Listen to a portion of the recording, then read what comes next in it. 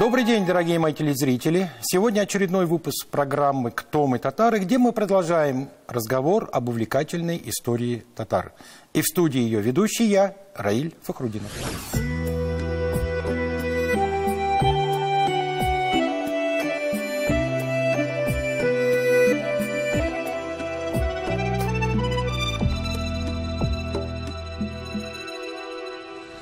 Сегодня мы поговорим о загадочном народе хунну. Потрясатели Вселенной спровоцировали великое переселение народов, изменили весь античный мир. И я с большим удовольствием хочу представить и познакомить вас с нашим сегодняшним гостем. Это известный российский археолог, доктор исторических наук, директор Института археологии Академии наук Республики Татарстан, декан Высшей школы международных отношений и мировой истории Казанского федерального университета, академик Академии наук Татарстана Айрат Габич Сидиков. Здравствуйте, Айрат. Здравствуйте. По удачному определению крупнейшего специалиста по кочевому миру, по тюркской истории Михаила Илларионовича Артамонова, гунское нашествие, я цитирую, затронуло всю Восточную и Западную Европу, вызвав новое движение племен. В итоге возникли другие этнические массивы и объединения, образовалась новая этнографическая карта континента. В южной части Восточной Европы преобладающее положение заняли тюркоязычные племена. Айрат, вот тема нашей сегодняшней беседы: кто же такие хунну, какую роль они сыграли в истории тюркских народов и, конечно же, в истории татарского народа. Но перед тем, как перейти к нашей беседе, я хотел бы, чтобы мы посмотрели небольшой сюжет.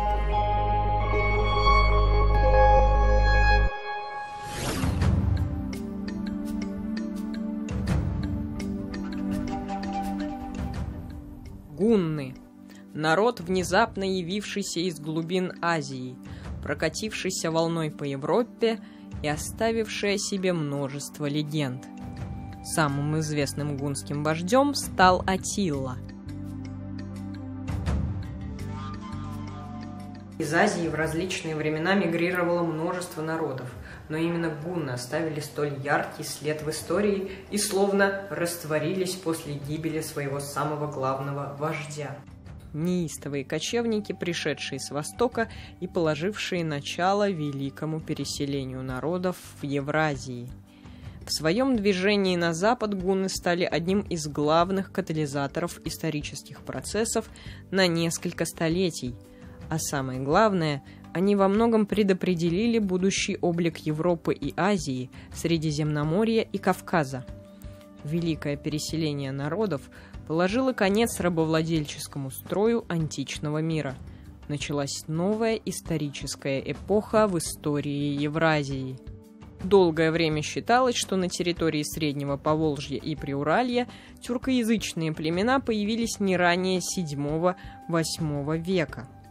Мы находимся в Иско-Казанском государственном историко-культурном и природном музее-заповеднике, который был основан 14 апреля 1992 года.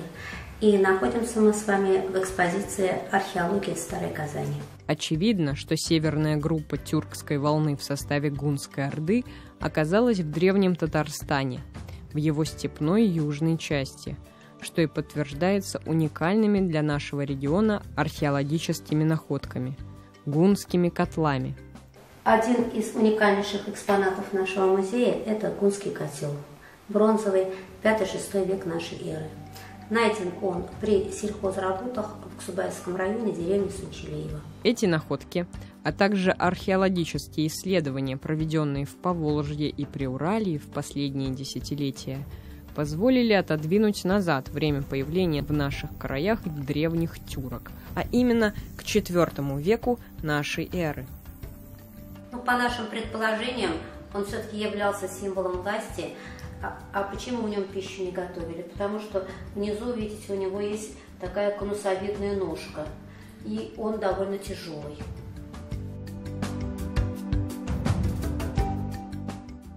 О том, что гунские котлы являются символом власти, имеются сообщения в письменных источниках, хотя относятся они к более позднему времени.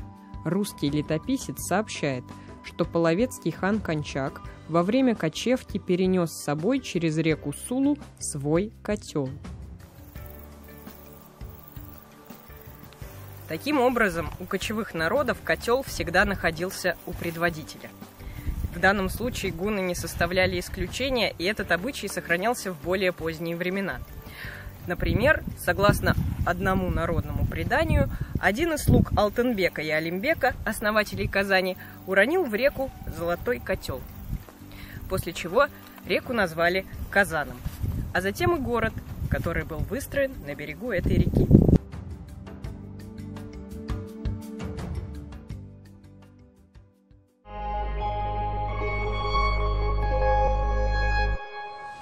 Айрат, вот интересный сюжет. Согласно этому сюжету, на самом деле, долгое время в науке считалось, что тюркизация Среднего Поволжья произошла на рубеже 7-8 веков нашей эры с приходом ранних болгар.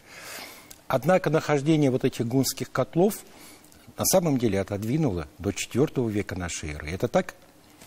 Да, процесс проникновения тюркских групп населения в Среднем Поволжье, оно, вероятно, действительно имеет более раннее время, и новые материалы позволяют говорить об этом более убедительно.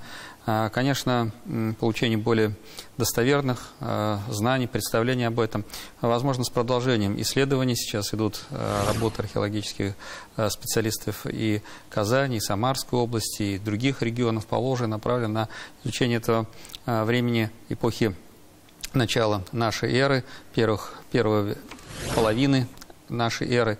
И, конечно, они свидетельствуют о достаточно значительных перемещениях групп населения из Центральной Азии в Приурале, в Среднее Поволжье. И эти процессы, вероятнее всего, имеют и ранние истоки, связанные с тюркизацией региона.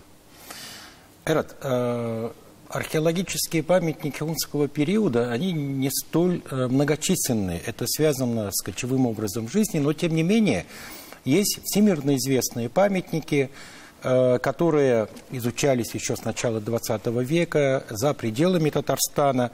Я имею в виду памятники в долине Ильмовая Падь в Забайкалье, в горах Найн-Ула в Северной Монголии.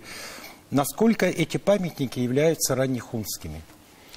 Говоря о ранних хунах и времени их формирования, это относится к 2-3 векам до нашей эры, связано с одним из правителей, известных по китайским источникам, это правитель Моде.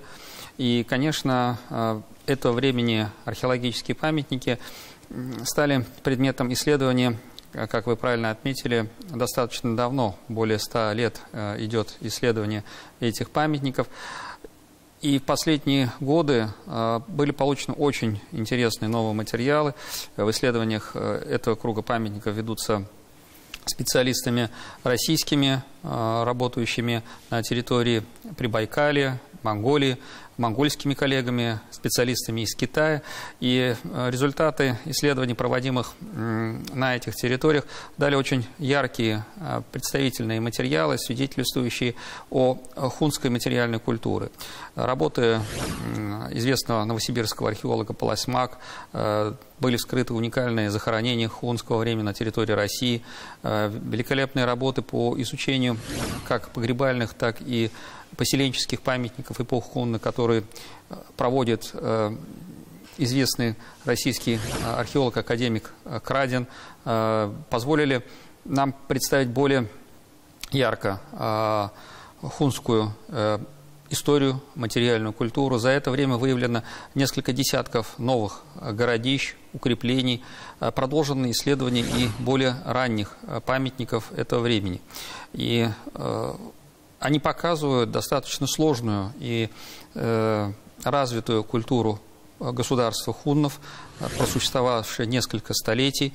И, конечно, эти материалы, исследования достаточно активно вводятся в научный оборот, хотя, наверное, пока рано говорить о каких-то крупных обобщениях этих последних результатов, и, конечно, бесспорно они появятся, и мы сможем более полно представить те новые материалы, которые позволили по-новому взглянуть на историю государства хунна. И что интересно получается, есть же такое расхожее мнение, во всяком случае оно бытует среди основной массы населения, что древние хунну, древние гунны. Это вели классический кочевой образ жизни, но сейчас вы четко подметили, что последние археологические исследования показывают, что у них была достаточно развитая культура, в том числе и городская. Да, работы, которые проводились на хорошо известном хунского времени городище, Иволгинское городище, раскопки там велись еще и в советское время. В последние годы, используя уже современные методы естественно-научные, связанные с исследованием фиксации этих объектов, позволили внести и новые понимания этого крупного укрепленного городища, где-то он занимает около 9 гектар, прямоугольной формы, и недалеко от Улан-Удэ это городище расположено. И эти исследования показали, что население, связанное с этим регионом, с этим районом, занималось достаточно активно сельским хозяйством, и основной культурой, которая выращивалась и производилась, это было проса. Оно доминировало среди основных сельхозкультур. То есть достаточно широко было развито и земледелие? Да, безусловно. И здесь говорить, что только один вид, уклад хозяйственной жизни был присущ для кочевых народов, не совсем корректно. И здесь крайне важно подчеркнуть изменения, которые происходят с появлением государства.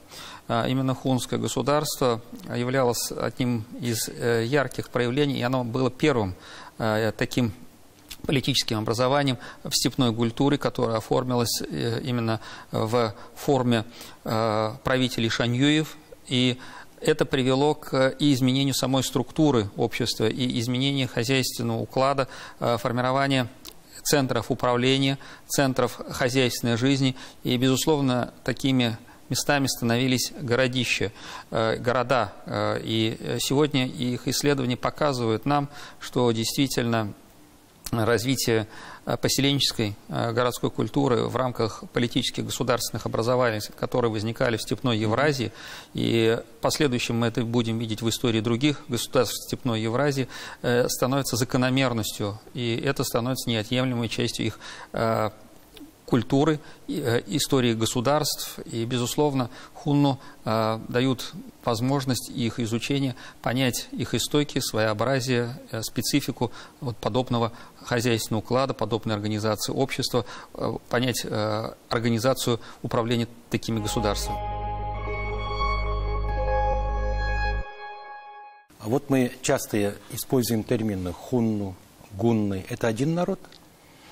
Говоря о обозначении этнонима хунну, гунну, безусловно, это обозначение тех групп этнических, которые существовали в разных территориях. Хунну – это Центральная Азия, это территория современной Монголии, Маньчжурии, до районов Балхаша.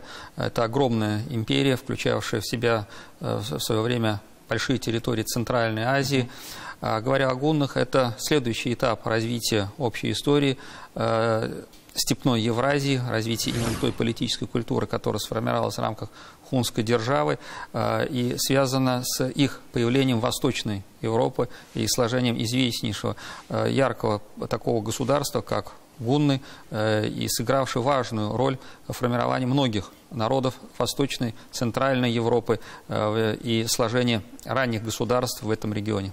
Вот в науке есть разные гипотезы по этнической принадлежности хунну, гуннов.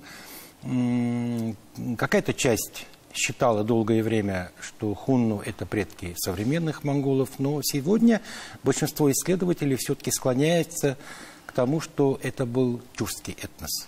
Можно так уверенно говорить сегодня?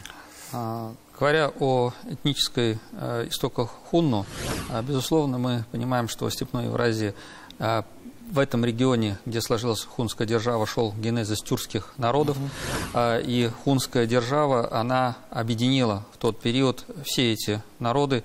При этом мы понимаем, что тюркский мир, его основа и вообще появление имени тюрки, оно связано с хуннами. И если мы даже возьмем происхождение рода Ашина, то мы знаем историю, что это был один из правящих родов семей хунну. И таким образом хунну и тюркский мир – это неразрывные явления. Их генезис является естественным процессом развития исторической культуры тюркского мира. Вы знаете, вот готовясь к сегодняшней передаче, я еще раз перечитал крупного специалиста по археологии, истории средневекового кочевого мира. Речь идет о Светлане Александровне Плетневой. У него мне запомнилось очередное, очень известное высказывание, которое я хочу процитировать. При ближайших приемниках МОДЭ изоморфной хунской этнической общности начал формироваться хунский народ. Общая территория, единый язык, антропологическое сходство и общая полуоседлая культура явилась надежной базой для этого. То есть можно говорить о том, что у гуннов сформировался единый язык.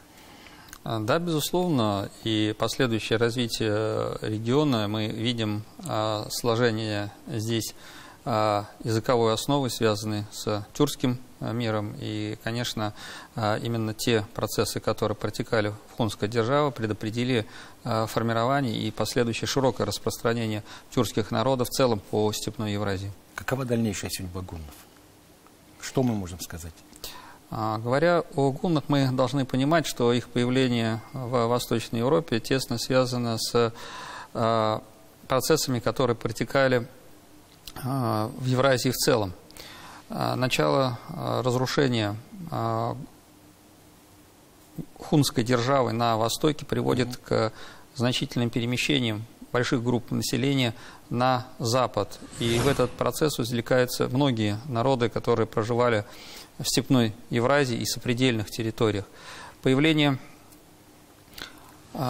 этих групп населения, получивших в истории известность именно как гунны, с периодом, известным в истории как Великое Переселение, относятся к III-IV векам нашей эры. И появление здесь гуннов привело к тому, что здесь происходят значительные смещения в целом в Восточной Европе. И по античным источникам, по описаниям гуннов, имеется еще упоминание одного народа, который был тесно с ними связан.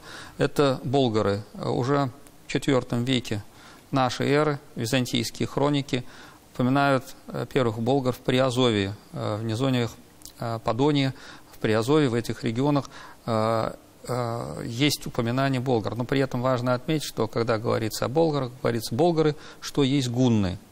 И это как раз обозначение показывает... То есть мы уверенно можем говорить, что вот эти приазовские болгары являются прямыми наследниками гуннов. Безусловно. И гунны являлись частью вот этого тюркского мира, который проник в Северное Причерноморье, и произошло формирование. То есть это неразрывный процесс большой общности населения, имеющий общие истоки, связанные с тюркским миром. Иногда в литературе приходится встречаться с таким мнением, что хазары тоже появились в Восточной Европе в составе гунской орды. Вот здесь хотелось бы все-таки внести ясность. Хазары, так же как и приазовские болгары, это прямые потомки гуннов? Сложение Великой Болгарии, хана Кубрата, оно относится к VII веку. А сложение хазарского каганата – это более позднее время, и по письменным источникам упоминается, что оно связано с появлением племен хазар с востока, то есть их проникновение на Северный Прикаспий и в последующем объединение кочевых племен, которые здесь находились постгунское, послегунское время, приводит к сложению хазарского каганата. И род хазар, во главе которого стоял род Ашина, становится той силой, вокруг которого сложится могущественное государство Восточной Европы, получивших большую известность именно как хазарский каганат. Вот говоря о наследниках гуннов, я все-таки хочу задать вопрос.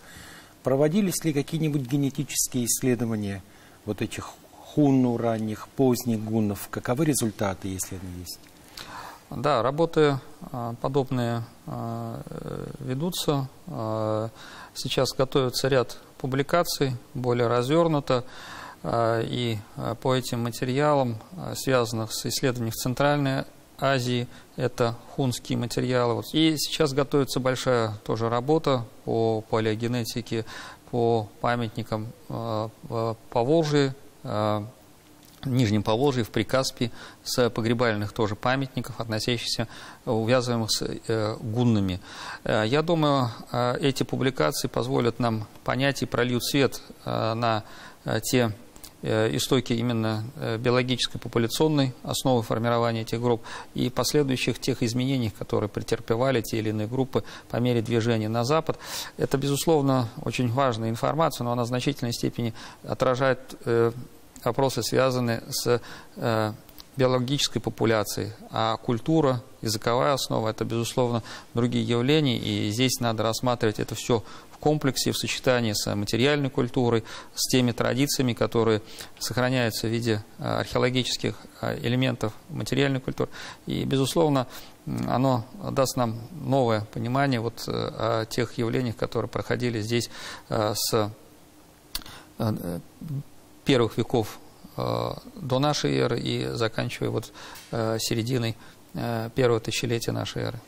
Очень будем ждать результаты этих исследований. Это и большой будет научный вклад.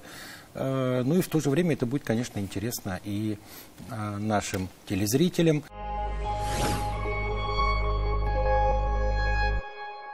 Айрат, вы возглавляете один из ведущих институтов, Институт археологии Академии наук Республики Татарстан. И последние десятилетия исследований, география этих исследований у вас очень широкая. Ваш институт в том числе занимается и изучением истории ранних болгар. Вот в связи с этим хотелось бы знать, какие это исследования и какие у вас планы? Изучение археологии болгар – это один из, наверное, основных научных тем казанской археологии с момента ее начала формирования. Это в XIX веке, когда создавалось общество археологии, истории и этнографии 145 лет тому назад, один из основных ее направлений деятельности, определявший ее цель, это изучение болгарской археологии.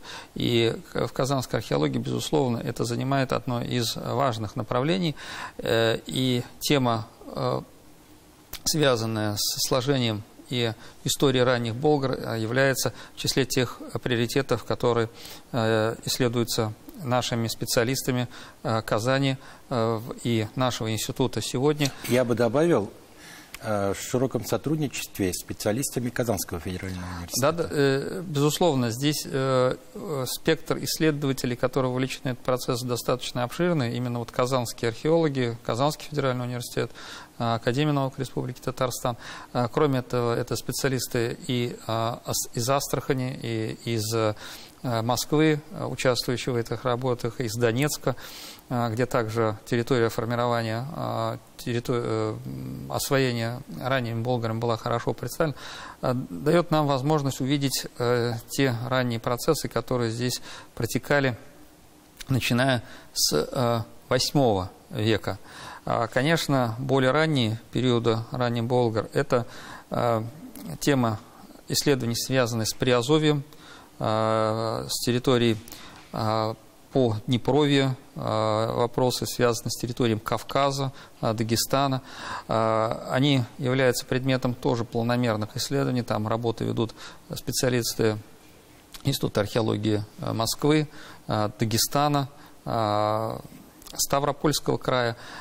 Они также дают нам возможность именно взаимодействия, в сотрудничестве увидеть те сложные процессы, которые здесь протекали в период сложения как Великой Болгарии и периода раннего хазарского каганата. Эти материалы позволяют нам сегодня увидеть то, что в основе формирования, безусловно, лежала степная кочевая культура, но при этом в нее были вовлечены многие народы, которые жили в этом регионе, и именно сочетание взаимовлияния привело к сложению вот той своеобразной материальной культуры, которая получила в последующем свою известность как салтово-маяцкая культура. И вот что интересно, Айрат, те древние татары, которые нам известны, конечно, по более поздним источникам, да, это VI века, тем не менее, по меткому выражению британского востоковеда Паркера, были в составе ранних хунну. И что у нас получается? То есть вот эти древние татары остались в составе ранних хуну на территории Центральной Азии. И болгары, уже как наследники гуннов, это родственные народы. Безусловно, это общий процесс генезиса, связанный с распространением и развитием и степной Евразии, и тюркского мира. И, безусловно, это связано и с генезисом, и формированием татар. Да. То есть болгары, древние татары, имеют общие корни. Безусловно. К сожалению, время нашей передачи ряд истекло.